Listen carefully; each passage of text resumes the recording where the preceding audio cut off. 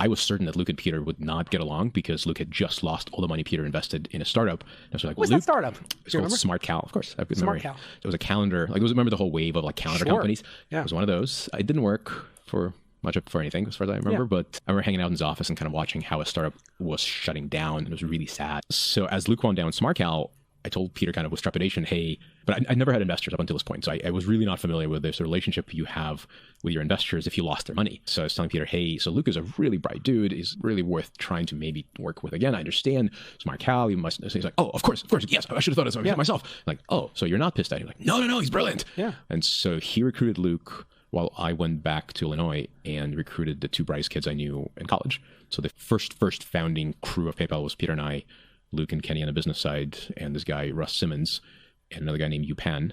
Yupan was the first engineer at YouTube. Russ Simmons was co-founder and CTO of Yelp, which is one of the ways I got involved with Yelp. But that's the makings of PayPal Mafia are in that list. Both Luke, Kenny, and Peter are now founders fund partners.